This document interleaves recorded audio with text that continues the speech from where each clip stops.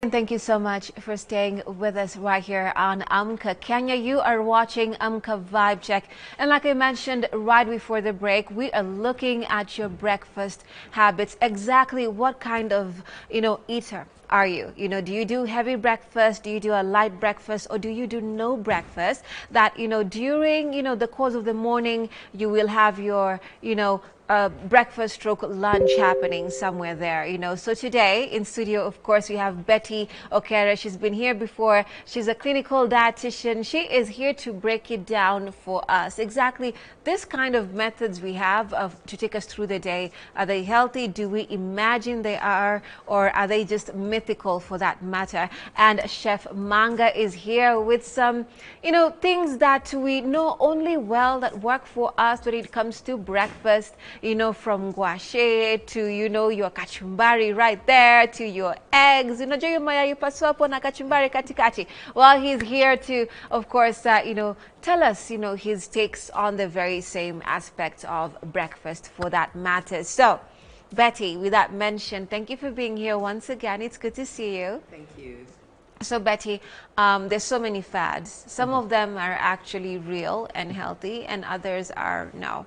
They're not. So let's begin by one thing that we usually do. Some of us have done and we stopped doing, which is having a healthy breakfast. So nunele dinner, the one that you had, the previous day, dinner. Yes, that is your breakfast, because during the day you are busy. You have no time to get, go out and buy lunch, and also, you're thinking about the economy. You're like, no, we are saving money. So what's the best thing?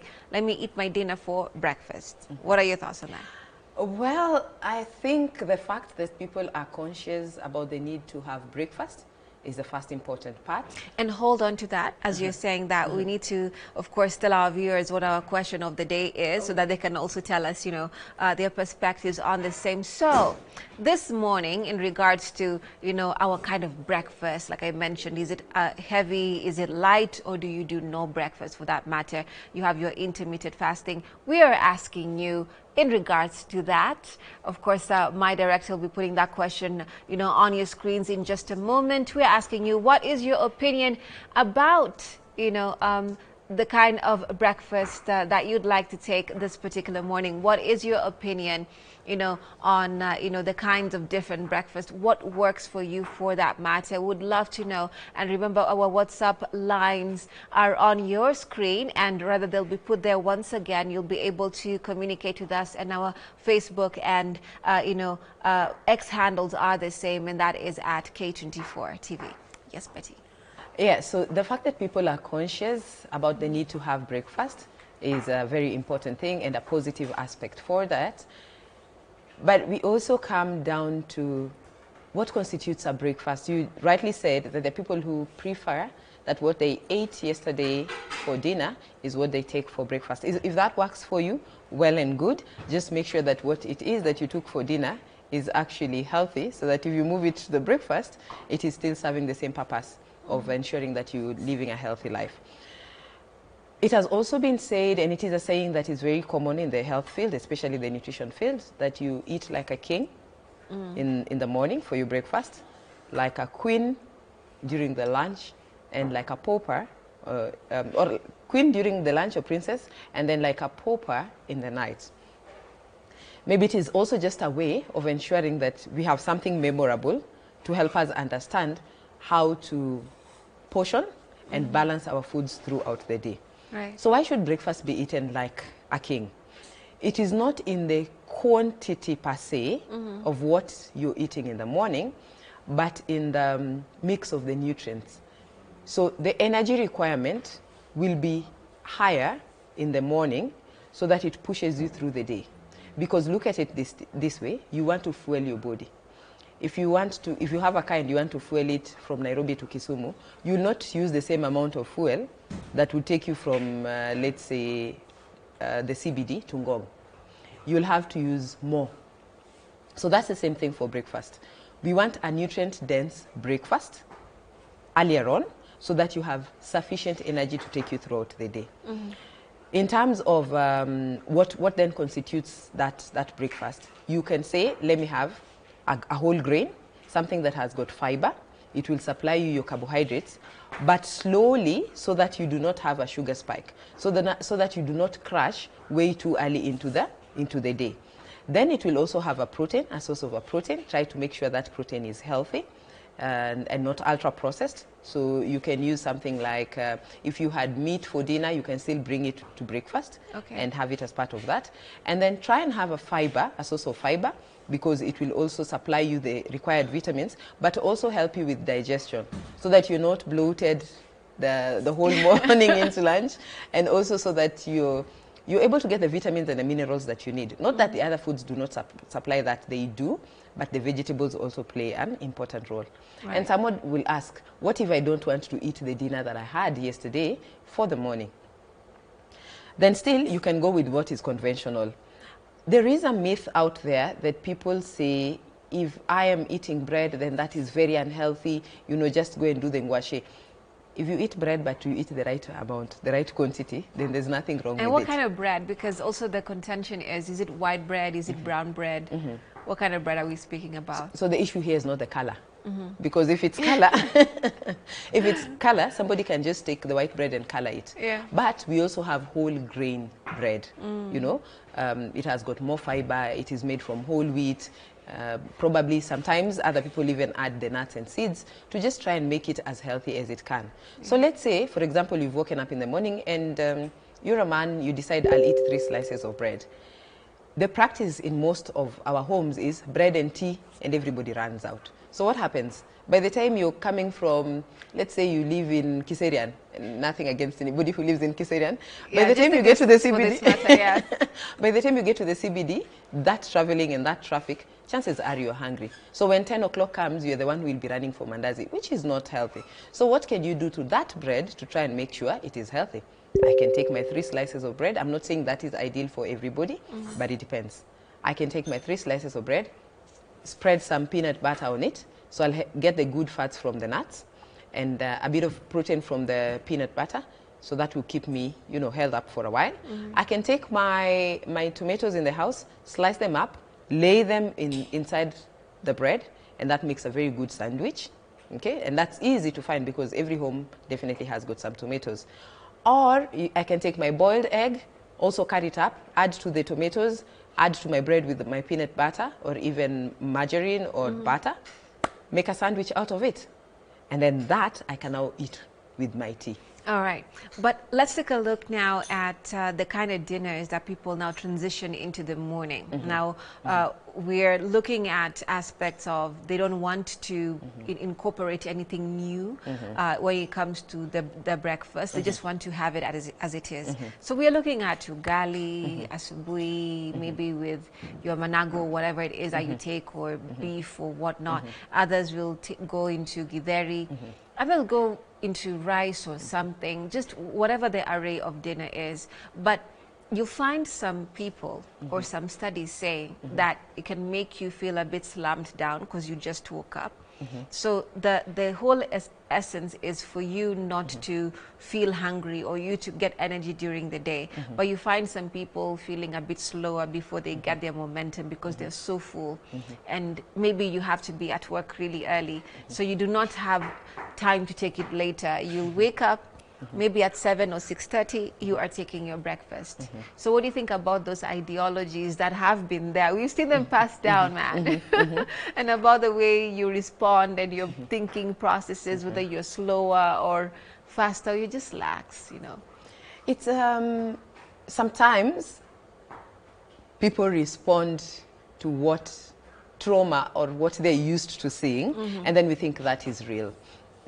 So again, is it true that not all of us can eat in the morning? Yes, for various reasons. Maybe you have a very slow metabolism and by the time it is 7 o'clock you need to eat. It's a bit too much for you. There are people who also when you wake up in the morning and depending on what activity you're looking forward to, there's a lot of anxiety and so your body is not settled to be able to eat. That is all understood. But you could as well carry that and take it to work. So that when you get to work, because you can save some 10 or so minutes, you take your breakfast first and then you go on to work. Because there is no way you want to drive a car that you have not fueled. That car won't move.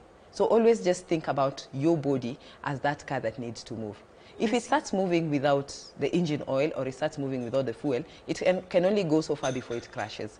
So when you think about your body like that, that would work. You don't have time, maybe you live in those places where traffic is so bad that you have to leave early, then leave way early and settle somewhere before you get to work. What about the ones who eat while, you know, they put their, you know what I'm saying? Like, I know, people who eat in the car. Yeah. In transit. Until the traffic policeman catches up with you. You see, now you need to concentrate. So I don't say don't eat in the car. Maybe that's the only time you can eat, okay. But are you able to do both? Concentrate on your eating and be able to drive. One of them has to give.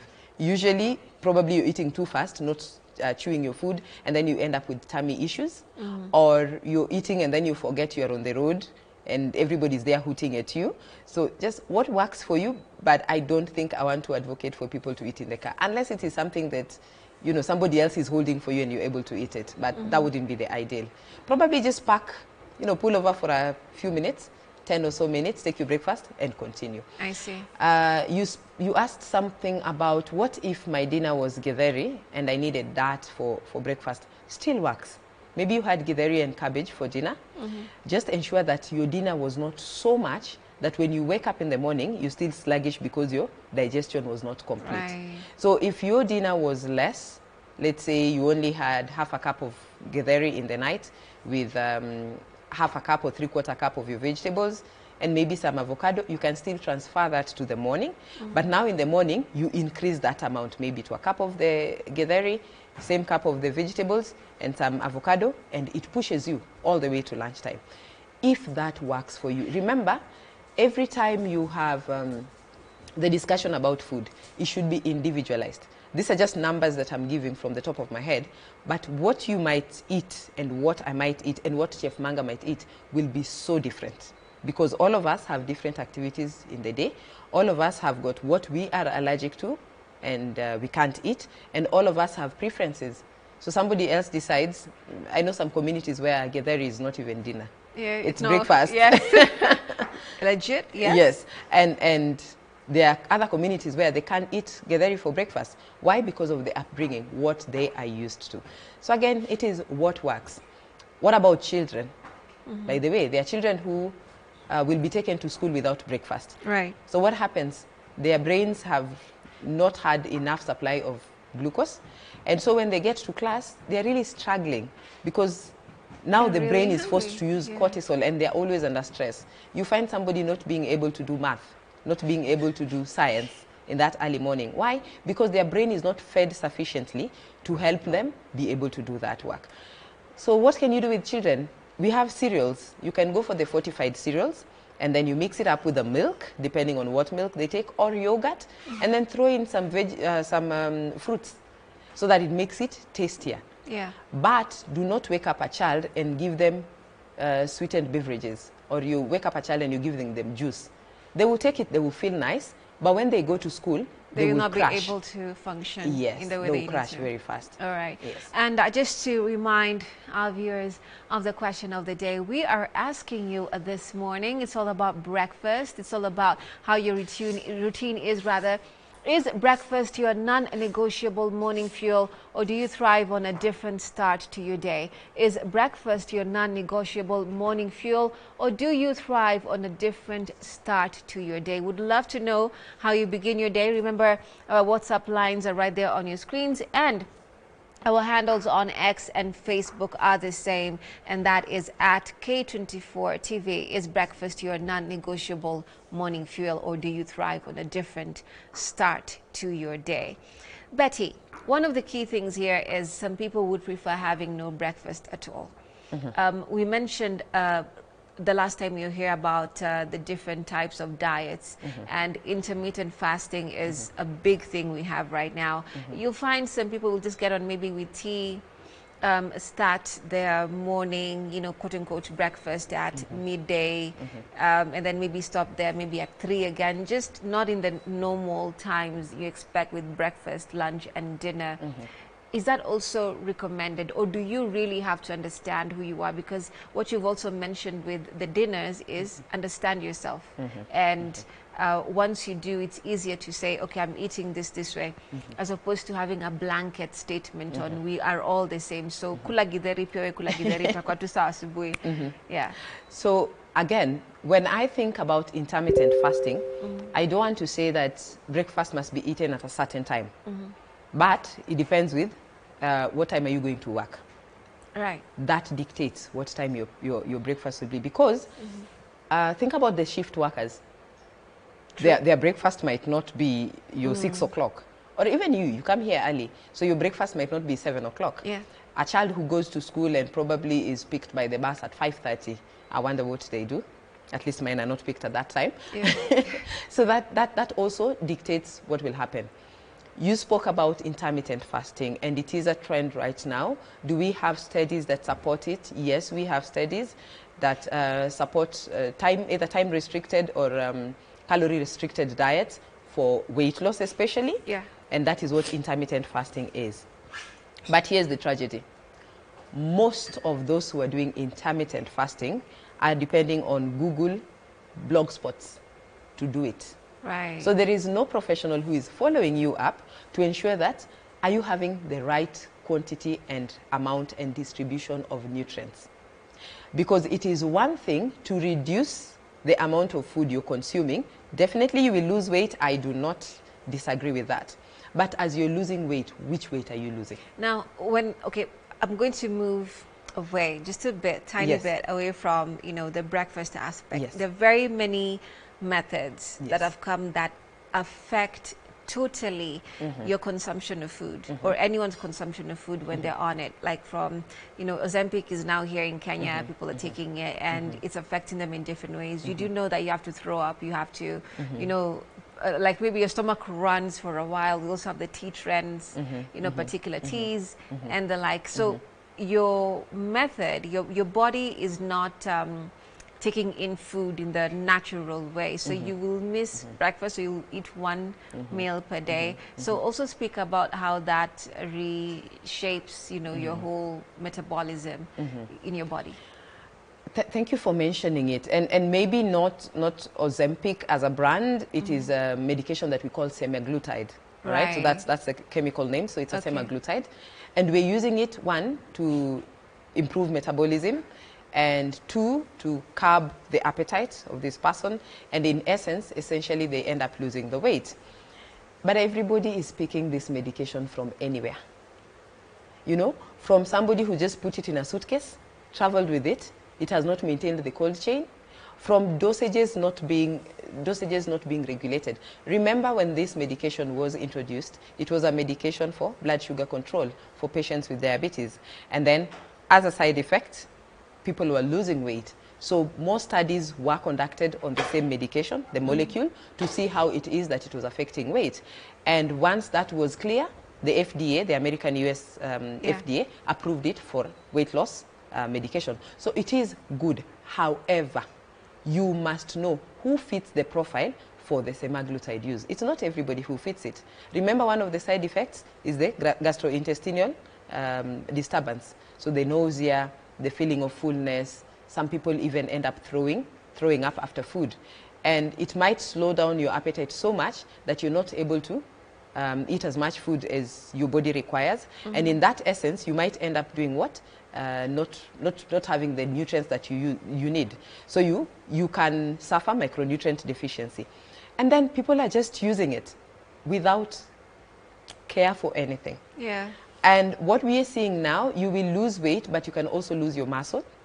And if you lose your muscle and you're much older, trying to regain that muscle like can what be a we've problem. seen with the celebrities abroad. Exactly. So there are people who are using it and just upping their doses without caution and care.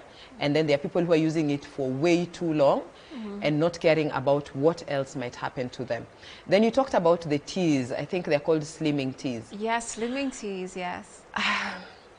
Always go back to what is it that gave you the weight? Because so many things can give you weight. There's some medications that can expose you, especially the antidepressants, can expose you to excess weight gain. There are some hormonal changes that can happen to your body that can expose you to that. There are some diseases, especially the thyroid disorders and some of the autoimmune diseases that can expose you to excess weight. So always look at what is it that caused the weight. Having said what I have said, also excess nutrient intake, excess caloric intake. Umekula tu chakula na ikakuwa mingi kwa mwili and then you're inactive. That will cause you excess weight. So what is it that you're trying to solve? Go to the root of the problem and then find what can help you hasten that weight loss. And why is it that you will find with all these methods, there is also no grace to figure out, like you mentioned, what has caused the issue in the first place? Because many people will tell you life is fast, I have goals, I have work commitments, I have such things that motivate me in a different way. So actually, I don't have time to figure out what's making me, you know, gain this extra weight that I don't need. So how do you talk to them when food becomes your enemy instead of it becoming something that can heal you or, you know, give you those nutrients that you need to, you know, fuel your day? And that's why you need to work with a professional, because then we are able to try and determine what it is that is causing you the problem. So then you might need to run laboratory tests just to check that there is nothing that biologically causing you to have the weight. And if there is, then the professional helps you to walk that journey and know, if I have a thyroid disorder, does it need to be treated? Is it hyper or is it hypothyroidism? What is it that is causing me? Is it causing me to lose weight or is it causing me to add weight? And then are there medications that will help in that situation? Because look at it this way, some of those slimming teas that you're talking about is basically laxatives. Yes, you know, so you take them and then you're always in the washroom trying to relieve yourself. In the process, you lose your water weight. So you're looking all, you know, shriveled, but you've lost water weight. Not even small, you're just shriveled. You're shriveled. And then you lose that weight. You step on the scale. It seems as if you've lost the weight, but you're basically dehydrated. What can dehydration cause? It can be as fatal as causing you a kidney injury. Yes. Wow. Yes. That is, and you're healthy and there's nothing wrong with you. So that is the extreme of it. Yes. Do you have to have done it in extreme for you to have the likes of the kidney injury, or it just occurs whether or not, you know, there's some, you know, what do you call it, like an extension of time of usage of this particular? Both ways, because if you're going to be dehydrated in a very short time, that can cause you acute kidney injury. But there are also people, I think, who've decided, I will not eat any other source of food, but I will only be on animal proteins. Or I'll only be on protein supplementations that are not regulated. So what happens to this person? Long periods of exposure to that very high protein content might actually affect your kidney in the long term. All right? And then there are people who will say, now I don't want to eat anything, I'll only use meal replacements. And then you end up having people becoming anorexic because now they fear food, and whatever they're taking in form of the meal replacement is not sufficient for the energy requirement that their body needs to have. And then even the people who don't take breakfast and go to work, just look around, and that person who is always angry in the morning in the office, the moodiness that comes with it. That comes with it. Just ask them slowly. You'll find out probably they're not eating in the morning before they come to work. Okay. And the day they eat, they're very nice. They're very pleasant to be around. Okay, and with that, we're taking a short break right here on Amka Vibe Check. We'll be back with this conversation, and Chef Manga is, of course, with the vibes. The studio smells amazing. We'll be able to tell you what he's up to in just a moment. Stay with us.